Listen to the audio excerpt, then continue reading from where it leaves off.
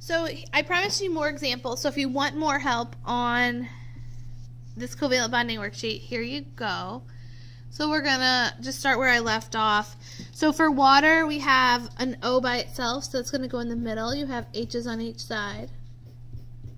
Now remember, our H's are special in the fact that they only require 2 electrons to be happy. Our O obviously wants 8 to be happy. Our total valence electrons that we have, oxygen has 6 and hydrogen has 1. So we have 8 total electrons. These 2 lines represent 2 each. So we have 4 more to put on. Now, I'm not going to add any more to the hydrogens because I know that they're happy with 2. So I'm going to put all 4 of those electrons on the O. And that makes it happy. So that is the correct diagram. So for BF3, so boron trifluoride, we are going to put boron in the middle and then fluoride on 3 sides.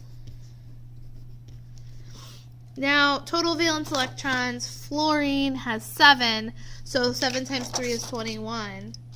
And boron has 3, so 24 electrons. So I'm just going to start adding some more. So we have 2, 4, 6, 8, 10, 12, 14, 16, 18, 20, 22, 24. Now you may be looking at this and saying, wait a second, boron does not have 8 electrons. So this is an exception to the rule that boron is just kind of okay with 6. Let's do NH3.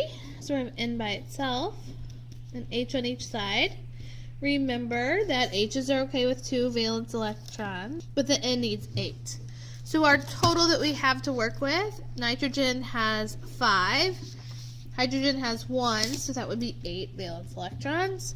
Now currently we have 1, 2, 3 lines, so that's 6 electrons on the diagram. Remember that the H's are all happy with those 2 that they have, so I have 2 extra to put on, so I'm going to put them on the nitrogen, which makes it happy. Okay. NH2, so the N will go in the middle. H is on either side. Remember, that only needs 2 to be happy.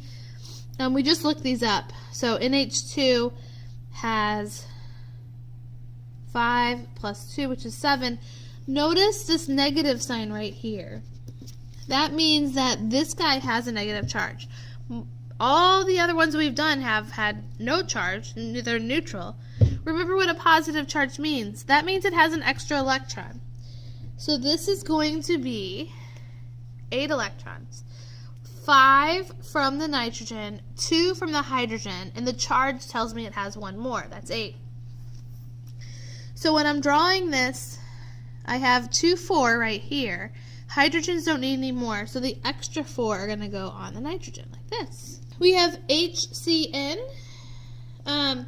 This doesn't have 2 of one kind, but the C will be in the middle though. Okay, like that. Let's add up our electrons. We have 1 from hydrogen, 4 from carbon, and 5 from nitrogen. So that's going to be 10 total. So we have 2 on there. I know hydrogen is happy with just those, so I'm going to focus over here for my extra ones.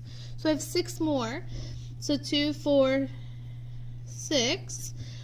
Now if I look at nitrogen, obviously that one's happy. Carbon is not. Carbon only has access to 2 pairs, which is 4 electrons, and hydrogen's happy. So what we want to do is move one of these pairs over and see if that works. Now nitrogen's still happy, but carbon only has access to 6 electrons. So I move another pair over. So this is a triple bond here. Nitrogen has 8 now, and carbon has 8 now, and helium has 2. Okay, C goes in the middle, S on each side. Carbon has 4 valence electrons, sulfur has 6. So 6 times 2 is 12, plus 4 is 16. We have 2 on there already. So I need to put 12 more on. So let's see. So 2, 4, 6, 8, 10, 12, 14, 16. The way I have it written, this sulfur is happy, that carbon's happy, this sulfur not happy. So I'm going to move one of these pairs over, like I've done in the past. Now, look at that. That does not make sulfur happy yet. It only has 6. So on this one, it kind of appears like we have 2 options here. If we took this pair from carbon and made that a triple bond, technically that would work. We would have 8, 8, and 8. However, in these cases, it's more likely for it to be symmetrical. So it's more likely for these 2 electrons to come over here, and then this guy be a double bond, so that it would be symmetrical. So the carbon would be in the middle, there'd be a double bond on each side, and sulfur would have 4 electrons on it. If you did it the other way on the quiz, I would accept it because it would work. But this is the likely scenario in real life. So I'm going to stop here, and if you want more help, let me know in class.